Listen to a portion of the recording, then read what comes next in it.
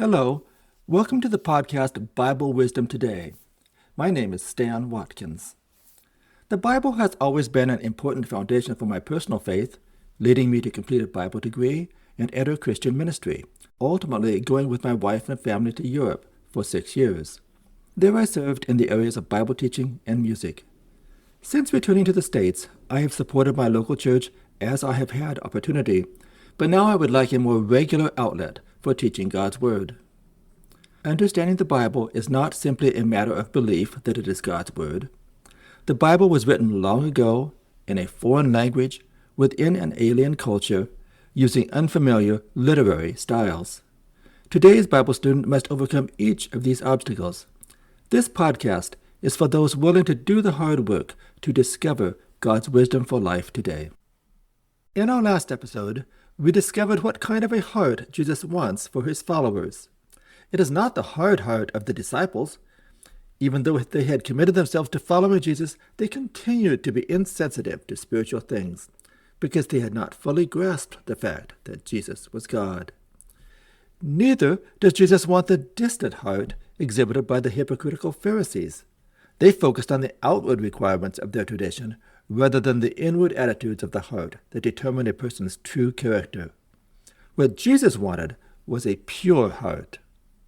Ironically, as we will see today, Jesus did not find such pure-hearted followers among his own Jewish people, but among the non-Jewish residents of the regions surrounding his homeland.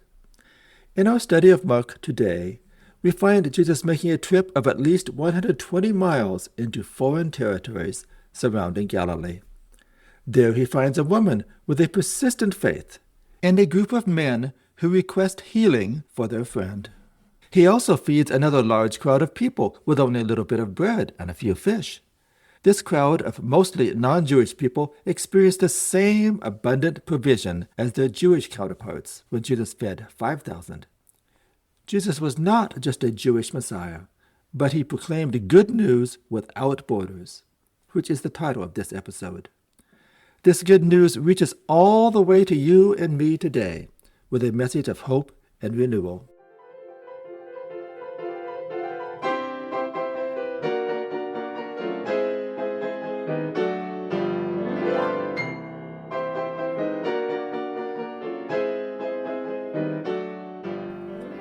As we begin our story today, Mark says simply, Jesus left that place and went to the vicinity of Tyre. The word that Mark uses here is somewhat stronger than the normal word for went. He tends to use it to show a decisive departure. Perhaps Jesus left Galilee due to the opposition from the Pharisees and Herod Antipas. It is not that Jesus could not take the heat, but he knew that their opposition would ultimately end in his death, and it was not yet the right time. The vicinity of Tyre is modern Lebanon, and the historic country Phoenicia, the home of Jezebel. This territory was northwest of Galilee with a long history of antagonism toward Israel. During the Maccabean revolt in the 2nd century BC, Tyre had fought against the Jews. Mark continues his story in 7:24. He entered a house and did not want anyone to know it, yet he could not keep his presence secret. In fact, as soon as she heard about him, a woman whose little daughter was possessed by an impure spirit came and fell at his feet. The woman was a Greek, born in Syrian Phoenicia. She begged Jesus to drive the demon out of her daughter. "First, let the children eat all they want," he told her, "for it is not right to take the children's bread and toss it to the dogs." "Lord," she replied, "even the dogs under the table eat the children's crumbs." Then he told her, "For such a reply you may go. The demon has left your daughter." She went home and found her child lying on the bed and the demon gone. Why would Jesus enter a house and not want anyone to know? Perhaps to get a respite from the constant demands of the people, but this was not to be. We read that a woman whose little daughter was possessed by an impure spirit came and fell at his feet, begging Jesus to drive the demon out of her daughter. We are given several descriptions. She was a woman. She was Greek. She was born in Syrian Phoenicia. As far as the Jews of Jesus' day were concerned, this would read like a catalog of demerits. They had a strong distinction between Jews and Gentiles, and all people were divided into these two camps. The Jews were the chosen people of God. The Gentiles were outsiders. From the time when God initially made a covenant with Abraham, he intended that the Jewish nation would be a blessing to all nations. He said, "All people on earth will be blessed through you." The Jewish people, however, had not understood God's heart for peoples of the world and saw themselves as the only ones to receive God's favor. In journeying to Tyre and speaking with a Syrian Phoenician woman, Jesus expands his ministry beyond anything conceivable for the Jewish Messiah. He universalizes the concept of Messiah in terms of geography, ethnicity, gender, and religion. The Jewish perspective of Gentiles was not God's perspective. In his previous encounter with the Pharisees, Jesus had declared all foods clean. If there are no unclean foods, then there are no unclean people either. This woman, who might seem to have so much against her, comes to beg Jesus on behalf of her daughter, and she does not apologize or cower in the corner. First, Jesus says to the begging woman at his feet, "Let the children eat all they want, for it is not right to take the children's bread and toss it to the dogs." This brief parable seems highly offensive when we first hear it. How should we understand this? First, in Jesus' day, calling someone a dog was certainly not a compliment. Not that all references to dogs in the ancient world were 100% negative, but they nearly always were in the Old Testament. Further, in rabbinic teaching, dogs were seen as miserable creatures, which is why they described Gentiles this way. But Jesus may have had another idea in mind. If he taught that the cleanliness of a person was based only on what was in their heart, then his argument would have no weight if Jesus viewed this Gentile woman as inherently unclean. The Greek word for dog that Jesus uses here does not mean an unkempt street dog, but it is a diminutive word referring to a small animal kept as a household pet. With this term, Jesus emptied the word of all negative associations, and the woman willingly accepted the term for herself without hesitation. Notice that Jesus says, "First, let the children eat." He is not setting an order of favoritism, but an order of mission. He would be the Messiah to the Jewish people before ministry to the Gentiles. And now that he has been ministering to the Jews for some time, he makes a mission tour of surrounding peoples. He will not exclude any hungry mouths, however. Jesus will feed both the children and the house pets. This spread of God's news from the Jewish nation to all nations had been foretold by the prophet Isaiah in chapter 49, verse 6. Speaking of the future Messiah, God says, "It is too small a thing for you to be my servant to restore the tribes of Jacob and bring back those of Israel I have kept. I will also make you a light for the Gentiles, that my salvation may reach to the ends of the earth." This same movement from Jews to non-Jews was also experienced by the early church. At first, the great majority of Christ followers were Jews. But as more non-Jewish people began to believe, the church struggled with the question, how Jewish do these new believers have to become in order to follow Jesus?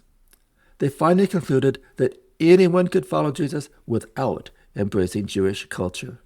The Apostle Peter was particularly influential in this change of mind after God confronted him over his restrictive attitude toward a Roman centurion, Cornelius. By the time Mark recorded Peter's memoirs in this gospel, Peter knew very well that God shows no favoritism based on ethnicity. Now, the desperate woman standing before Jesus responded in faith, the same prevailing faith that animated the Jewish woman earlier who had the issue of blood. "Yes, Lord," she replied, "but even the pet dogs under the table eat the children's crumbs." With this reply, this dear woman became the first person in Mark to hear and understand a parable. She understood it, not by examining it as some aloof observer, but by entering into it, identifying with its truth, and responding to Jesus in his terms. Within this parable, she had contended with Jesus. Like the Jewish patriarch Jacob, she had wrestled with God and prevailed. For such a reply, Jesus told her, "You may go. The demon has left your daughter." Jesus did not offer her a separate revelation or another means of righteousness apart from Israel. She accepted the uniqueness of God's revelation to the family of Israel and trusted God's superabundance to include her and others like her. Here is a deep irony. Jesus desperately wanted to teach spiritual lessons to his disciples, but they were dull and slow to understand. But now this woman receives a one-sentence parable from Jesus. Yet she hears and understands immediately. Because of her faith, Israel fulfills its own vocation to be a blessing to the nations. This woman would not be the only Gentile to come to Jesus with pure-hearted faith. Mark tells us, "Then Jesus left the vicinity of Tyre and went through Sidon, down to the Sea of Galilee, and into the region of the Decapolis. There some people brought to him a man who was deaf and could hardly talk, and they begged Jesus to place his hand on him." From the region of Tyre on the coast of Phoenicia, Jesus traveled north to Sidon, then inland to the east, south again to Galilee, then to the region of the Decapolis, which was a large region, mostly on the east side of the Jordan River and the east shore of Galilee. This circuitous journey was at least 120 miles long, mostly on foot, but the last portion to Decapolis may have been by boat. The other Gospels omit it, but Mark includes it as a way of demonstrating that Jesus willfully included Gentiles in his ministry. The story of the deaf and mute man is one of only 3 stories in Mark with no parallel in the other Gospels, although Matthew does appear to include a summary. Matthew also speaks of great crowds with many healed, so the healing of the deaf and mute man was probably part of a larger healing ministry. Some people brought Jesus a man who was deaf and could hardly talk. This sounds so much like the group of friends in chapter 2 who brought a paralytic man to Jesus and let him down through the roof. Just like those men who insisted on getting their friend to Jesus, even if they had to tear open the roof, but he could hardly talk. This probably means he could grunt and cry out, but not form actual words. Mark emphasizes Jesus' empathy throughout his narration, beginning in verse 33. After he took him aside, away from the crowd, Jesus put his fingers into the man's ears. Then he spit and touched the man's tongue. He looked up to heaven and with a deep sigh said to him, "Ephphatha," which means, "be opened." At this the man's ears were opened, his tongue was loosened, and he began to speak plainly. Jesus commanded them not to tell anyone, but the more he did so, the more they kept talking about it. People were overwhelmed with amazement. "He has done everything well," they said. "He even makes the deaf hear and the mute speak." Did you see Jesus' heart of compassion? First, he took the man aside, away from the crowd. He probably had been the butt of many jokes and ridicule from his neighbors. Jesus avoided a public spectacle and gave him a private audience. Secondly, he explained as best he could what he was going to do. He put his fingers into the man's ears to let him know he was going to unstop them. Then he spit and touched the man's tongue, apparently with the spit. This seems strange to us, but some in Jesus' day believed that spit had healing powers. Decapolis was a Greek region, and Greek healers often used various balms and ointments in attempting their cures. Jesus seems to have adopted this approach, not as a means of curing, but as a way of communicating what he intended to do. Then Jesus looked up to heaven and sighed deeply. The man could not hear the sigh, but he could see Jesus' heaving chest, which communicated again the deep emotions Jesus felt for him. Finally, Jesus said, "Ephphatha," apparently Jesus' actual word reported by Peter, which means, "be opened." Perhaps the deaf man could read Jesus' lips. The miracle was not accomplished by physical cures or magical powers, but by Jesus' intimate compassion and the authority of his word. The man's ears were opened, his tongue was loosened, and he began to speak plainly. The original Greek is even more vivid. The chain of his tongue was broken. Chains normally were used to bind a prisoner. This is true liberation. He began to speak plainly. All his speech difficulties and impediments were removed in a moment. This was a miracle worth shouting about, but Jesus commanded them not to tell anyone. This is the only instance of Jesus commanding silence from Gentiles in Mark. Knowing Jesus by his miracles alone is inadequate knowledge. True understanding of Jesus can only come by his suffering and death. Despite their differences, the response of Jews and Gentiles is similar. They break his command of silence. He has done everything well, they said. He even makes the deaf hear and the mute speak. Earlier in Mark 7:14, Jesus had called for the people to listen and understand. Now, through the touch of Jesus, this man can listen. He also can understand that Jesus did not come for the Jews only, but for all who come to him in faith. So far on Jesus' mission to the surrounding nations, we have seen a mother seek release from a demon for her little daughter. She demonstrates the same desperate faith as the earlier woman with the issue of blood.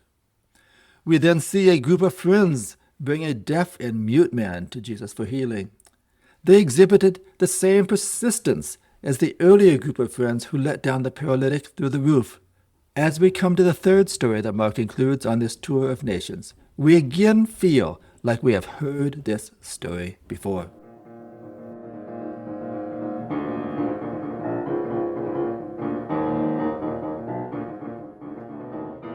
Mark 8:1. During those days, another large crowd gathered. Since they had nothing to eat, Jesus called his disciples to him and said, "I have compassion for these people. They have already been with me 3 days and have nothing to eat. If I send them home hungry, they will collapse on the way, because some of them have come a long distance." His disciples answered, "But where in this remote place can anyone get enough bread to feed them?" "How many loaves do you have?" Jesus asked. 7, they replied. He told the crowd to sit down on the ground. When he had taken the 7 loaves and given thanks, he broke them and gave them to his disciples to distribute to the people, and they did so. They had a few small fish as well. He gave thanks for them also, and told the disciples to distribute them. The people ate and were satisfied. Afterward, the disciples picked up 7 basketfuls of broken pieces that were left over. About 4,000 were present. After he had sent them away, he got into the boat with his disciples and went to the region of Dalmanutha. This story sounds so much like the feeding of the 5,000 we saw earlier, and there are many common elements. Both events take place in a deserted place, and both show Jesus' compassion on the crowd. Both times Jesus asks, "How many loaves do you have?" Each time Jesus took the loaves, gave thanks, and broke them. The organization of the distribution was also the same. The crowd sat down, the disciples distributed the food, and gathered the remnants. All the people ate and were satisfied. Then Jesus dismissed the crowd, and the disciples left by boat. There are so many commonalities that most modern scholars assume that the feeding of the 4,000 is simply a repeat of the feeding of the 5,000, not a separate event. One might suggest that Mark created a doublet of the feeding miracle to show that Jesus satisfies Gentiles as well as Jews. And this is the main point of the story. But there are good reasons to believe that these are 2 separate events. Later in this same chapter, Jesus will ask his disciples to reflect on what they had learned from the 2 feedings they had witnessed. There also are many differences in detail between the 2 stories. The first obvious difference is in the numbers. The first miracle involved 5,000 men, a gender-specific word, plus women and children, and the second met the needs of 4,000 people. This is not a gender-specific word and represents the total number. Also, the first feeding started with 5 loaves and 2 fish, while the second began with 7 loaves and a few small fish. This is also a different word for fish, describing the sardines that were a staple in the diet in that region. After they had eaten, the first feeding produced 12 baskets of remnants, and the second, 7. These baskets were described with different words, however. The first baskets were small, individual-sized baskets made of stiff wicker. The second were large baskets made of flexible material, big enough that the Apostle Paul was once hidden in one and lower down from the city wall of Damascus. A significant distinction in the second feeding is that Jesus plays a more prominent role. Jesus alerts the disciples to the need, not the other way around. We read, "I have compassion for these people," rather than the earlier third-person report. And Mark expresses this compassion as a gut-wrenching emotion. It is Jesus himself who tells the crowd of 4,000 to be seated, whereas he instructed the disciples to seat the 5,000. There are other incidental differences. The crowd of 5,000 sits in groups on green grass, indicating that it is springtime. The crowd of 4,000 sit ungrouped on the ground. The bread and fish are mentioned together in the first occurrence, but the bread and fish are mentioned separately and blessed separately in the second occurrence. The most significant difference, however, is that the first story concerned a Jewish crowd, while the second crowd was Gentile. Mark ties this narrative to the ministry in Decapolis with the opening clause, "during those days." Some in the large crowd had come a long distance, and they might collapse on the way if he sent them home hungry. This fits the austere, rugged geography of Decapolis, where there were fewer towns and settlements than the west side of Galilee.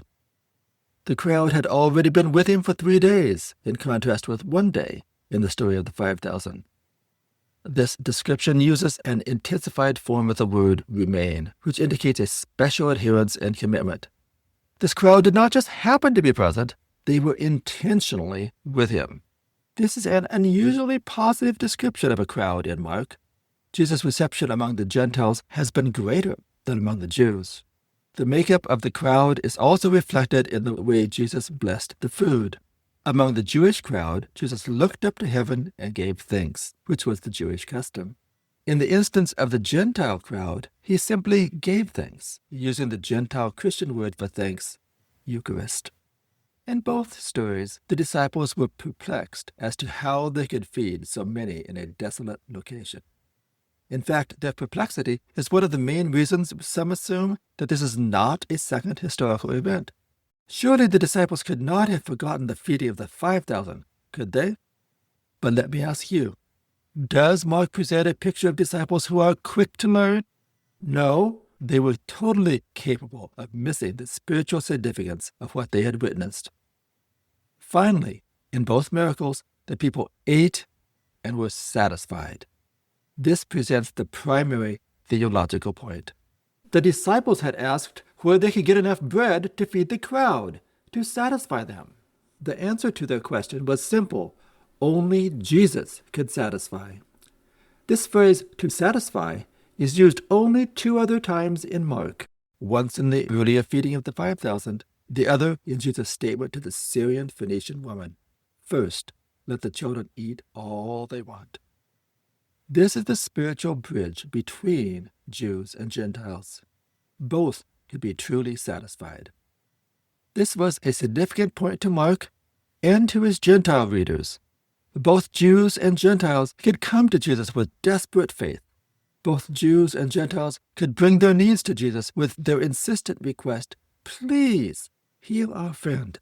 And when they came, both were met by the same Jesus, who offered them the same abundant provision.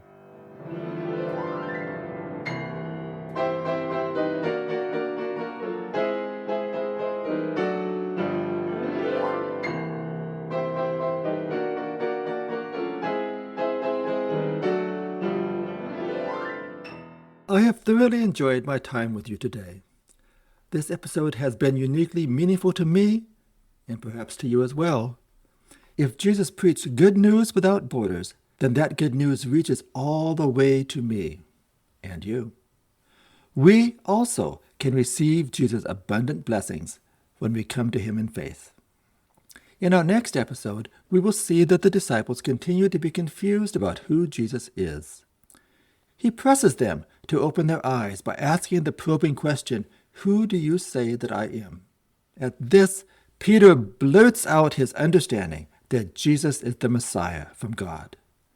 This is a watershed moment in the Gospel of Mark, as Jesus now begins his final journey toward Jerusalem. If you have found this podcast helpful, I would appreciate your help in expanding its reach. One of the best ways to assist is by leaving a review on the podcast app where you listen. This demonstrates that you appreciate this podcast and will cause it to be listed higher where others can find it. While you are on your podcast app, be sure also to subscribe or follow the podcast so that you will be notified whenever new episodes are released. You also can follow this program at the podcast website, BibleWisdomToday.com. I look forward to spending time with you again soon. Thank you for your help in growing this Bible Wisdom Today family.